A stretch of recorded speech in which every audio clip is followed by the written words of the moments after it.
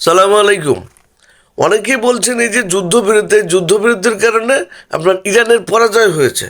আমাদের মানে বিশেষ করে মুসলিম কান্ট্রিগুলোতে এই যে যেসব মানুষগুলো ওই ইউটিউব করে বা ওই মানে পার্সোনাল চ্যানেল খুলেছে বিভিন্ন ধরনের এই ভিউ পাওয়ার জন্য, এই বলে আমেরিকার পরাজয় হয়ে গেছে। আরে বেটা, এ পর্যন্ত এই আমেরিকার ভূখণ্ডে একটা বোমা পড়ে নাই, আমেরিকার একটি মানুষের সৈন্য যারা মারা যায় নাই, আমেরিকার একটি অবকাঠামো ধ্বংস হয় নাই।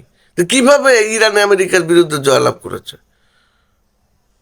এটা একটা ভুয়া ভুয়া। আপনি একটা কথা বলি শুনেন, যতক্ষণ পর্যন্ত বিশ্বের কোনো রাষ্ট্র আমেরিকার মূল ভূখণ্ডে আঘাত হানার সক্ষমতা অর্জন করতে না পারবে বা না করবে, ততক্ষণ পর্যন্ত এই যে আমেরিকার বিপক্ষে সেই রাষ্ট্রের জয়, এটা সম্পূর্ণই অযৌক্তিক।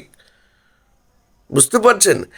আপনার এই যে বর্তমান আপনি দেখেন যে আমেরিকা আপনার চাঁদে মানুষ পাঠিয়েছে, চাঁদের যে কক্ষপথ রয়েছে সেখানে একটা মহাকাশযান ঘুরে চাঁদের বিভিন্ন পৃষ্ঠে তারা একটা ছবি টবি তুলে তথ্য জোগাড় করবে এবং তার তথ্যের ভিত্তিতে পরবর্তীতে তারা মানুষ পাঠানোর ভিন্ন একটা প্রক্রিয়া হাতে নেবে। তো আমেরিকা হচ্ছে টেকনোলজির জাদুঘর। এই যুদ্ধবিরতিতে আসলেই তারা একটা মানে একটা নকশা তৈরি করছে এবং এই যুদ্ধবিরতির মাধ্যমে তারা একটা মানে একটা সিস্টেম তৈরি করছে যে কিভাবে কোন কৌশলে এগোনো যায়।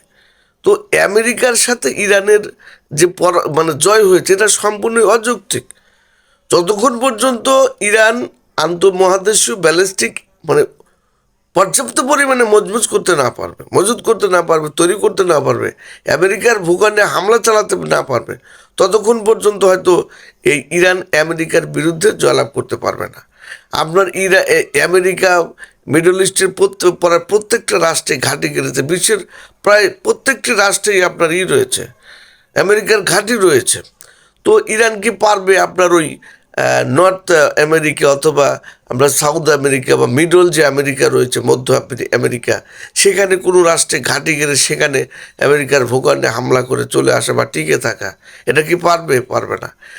এখন বিষয় হচ্ছে কি, হ্যাঁ একটা বিষয় আছে কি যে ইরান ইতিমধ্যেই আপনার ইসরায়েলে হামলা করার মতো সক্ষমতা মানে তৈরি হয়েছে এবং মিডল ইস্টে যেসব ঘাঁটিগুলো রয়েছে সেখানে আপনারা দেখেছে যে ইরান হামলা করে লণ্ডভণ্ড করে দিয়েছে। এই শক্তিগুলো ইরান অর্জন করেছে।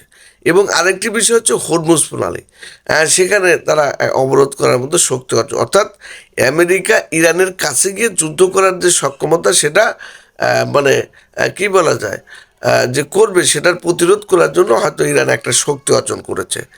কিন্তু আমেরিকা এই যে আপনার ওপেক, তাদের যে অর্থনৈতিক প্রভাব, মানে এই যে পেট্রোডলার, এই পেট্রোডলারের ধোঁয়াশ যতক্ষণ পর্যন্ত না নামবে ততক্ষণ পর্যন্ত আপনার এই আমেরিকাকে তিলে তিলে কিন্তু তারা আসলেই মানে নিজ পর্যায়ে নিয়ে আসবে, সামরিক, অর্থনৈতিক, সাংস্কৃতিক সব ক্ষেত্রেই।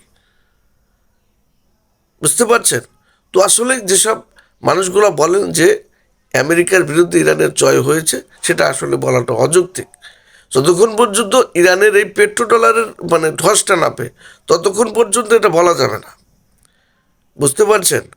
এখন ওই ইরান যেহেতু হরমুজ প্রণালী বন্ধ করার মধ্যে সক্ষমতা অর্জন করেছে, ইসরায়েলে হামলা করার মধ্যে সক্ষমতা অর্জন করেছে, মিডল ইস্টে আমেরিকার যে প্রধান যে মিত্র রাষ্ট্রগুলো সেখানে তাদের হামলা করার সক্ষমতা অর্জন করার কারণে হয়তো ইরান এই পর্যন্ত এটা এসেছে। কিন্তু এটা নয় যে আমেরিকার বিপক্ষে ইরানের জয় হয়েছে।